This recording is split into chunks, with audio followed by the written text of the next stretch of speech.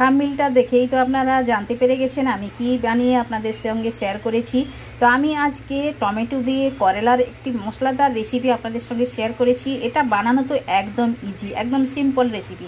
তাহলে পুরো ভিডিওতে গিয়ে আমরা দেখে নেব কেমনভাবে আমি বানিয়েছি টমেটো দিয়ে করেলা রেসিপি।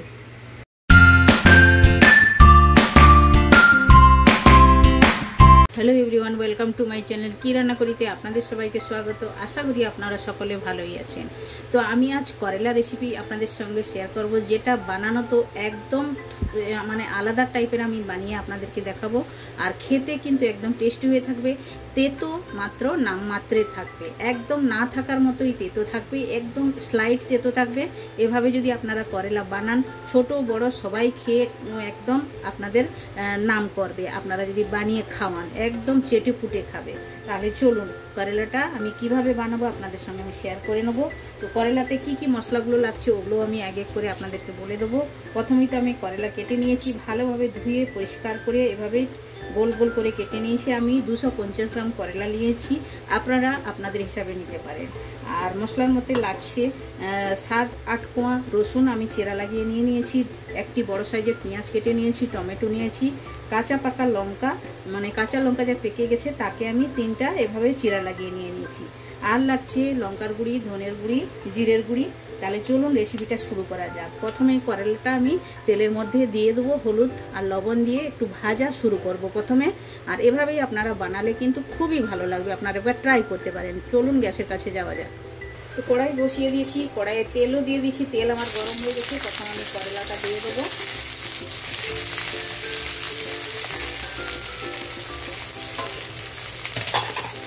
এখন আমি অ্যাড করে দেবো স্বাদ মতো লবণ, আর আমি দিয়ে দেবো হলুদ গুঁড়ো। দিয়ে করেলাটা যেমন আমরা লবণ হলুদ দিয়ে ভাজি ওভাবেই ভাজতে আরম্ভ করব। গ্যাসের ফ্লেমটা একটু স্লো করে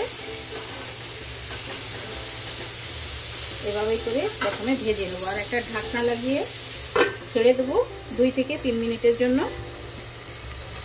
দেখুন করেলাটা লাল লাল করে ভেজে নিয়েছি, এটা এখন তুলে নেব। তো ওই কড়াইতে আমি আর 1 চামচ তেল দিয়েছি, বেশি তেল দেই না। তো এখন আমি দিয়ে দেবো কুচনো পেঁয়াজ, একটা যে পেঁয়াজ কুচিয়ে রেখেছি পেঁয়াজটা অ্যাড করে দেবো। পেঁয়াজটা হালকা ব্রাউন করে ভাজবো, একদম লাল করে ভাজবো না।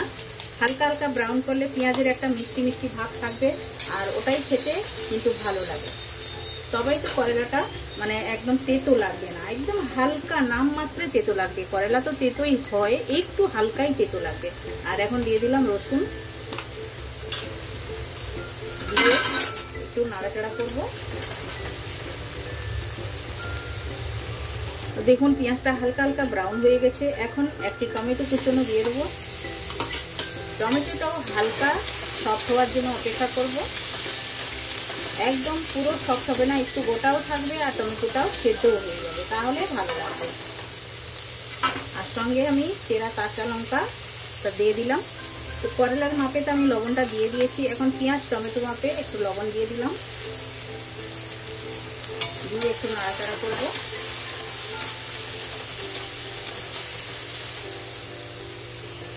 এখন আমি অ্যাড করে দেবো 1/2 টেবিল স্পুন লাল লঙ্কার গুঁড়ো, 1/2 টেবিল স্পুন ধনের গুঁড়ো, 1/2 টেবিল স্পুন জিরের গুঁড়ো। বাস এতটাই মশলা, আর কিছু মশলা লাগবে না এটাতে। এইবার ভালো করে নাড়াচাড়া করব।